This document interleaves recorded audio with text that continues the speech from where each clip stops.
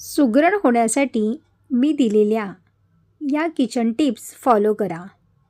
क्रमांक 1.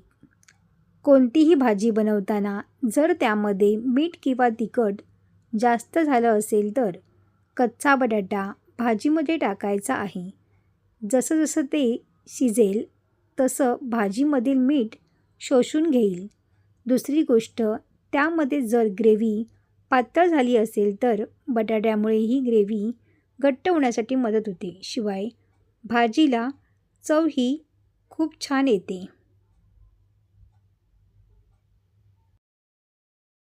क्रमांक 2. भाजीमध्ये जर चुकून तेल जास्त झालं असेल तर तेल काढण्यासाठी तुम्हाला हा उपाय अतिशय उपयुक्त ठरणार आहे. तुमच्याकडे जर ब्रेड असेल तर तुम्ही ब्रेडची स्लाईस त्या भाजीच्या वर ठेवू शकता. थोड्याच वेळात ब्रेड भाजीमधले सगळे तेल शोषून घेईल आणि तुमची भाजी ही तेलरहित होईल.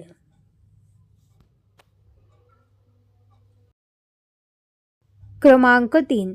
जर तुम्ही काही तळणारे पदार्थ करत असाल आणि त्याला जर तेल जास्त शोषलं जात असेल तर तेलामध्ये चिमूटभर मीठ टाका आणि तो पदार्थ तेलकट होणार नाही आणि जास्तीचं तेल वाया जाणार नाही. शिवाय तेलाची बचतही होईल.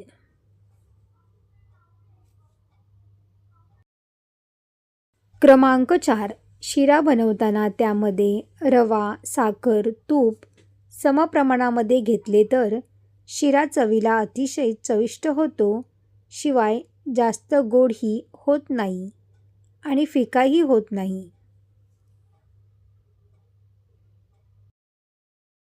क्रमांक 5.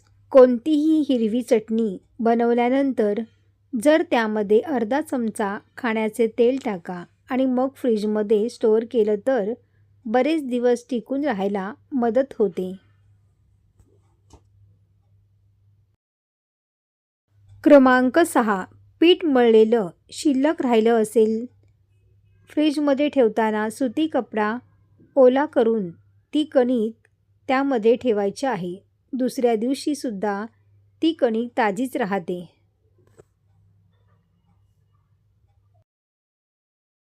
क्रमांक 7. भजीसाठी बेसनाचे पीठ तयार करताना थोडं थोडं पाणी टाकून व्यवस्थित मिक्स करून घ्या. गुठल्या अजिबात होणार नाही. भजीसाठी हे बेसन अतिशय छान होईल.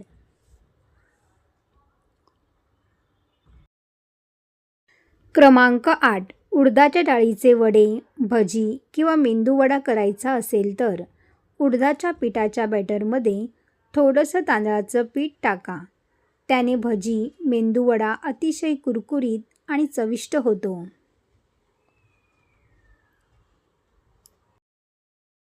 क्रमांक 9. रात्रीची शिळी चपाती खायची इच्छा होते पण त्याचा कडकपणा तुम्हाला आवडत नाही तर त्यासाठी त्यावरती थोडंसं पाणी लावा आणि 30 सेकंदासाठी तव्यावर गरम करा. शिळी चपातीसुद्धा अगदी ताज्या चपातीसारखी लागते.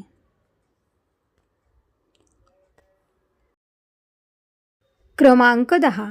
शिळा भात उरला असेल तर त्याला टाकून न देता त्या भाताला जर तुम्ही सगळ्या पिठांमध्ये मिक्स केलं तर तुमचे थालीपीठ किंवा धपाटे अतिशय कुरकुरीत आणि चविष्ट होतात. तसेच त्यामध्ये ओवा, जिरे, लसूण, कोथिंबीर याची पेस्ट टाकावी तर थालीपीठ किंवा धपाट्यांना आणखीन जास्त आणि चांगली चव येते. क्रमांक 11. कोणतीही खिचडी डाळ टाकून करायची असेल तर त्या डाळीला अगोदर थोडंसं भाजून घ्या. त्याने खिचडीला अतिशय भन्नाट चव येते. एकदा ही ट्रिक नक्की ट्राय करून बघा.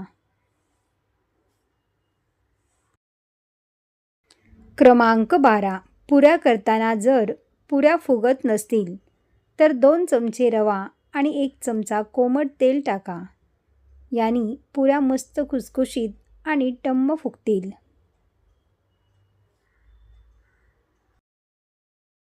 क्रमांक 13.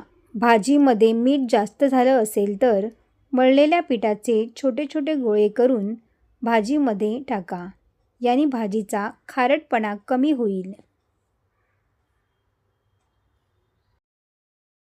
क्रमांक 14. सफरचंद चिरल्यानंतर काळे पडते, त्यासाठी त्यावर थोडं मीठ टाका आणि सफरचंद लगेच काळं पडणार नाही, ते पांढरे शुभ्र दिसतील.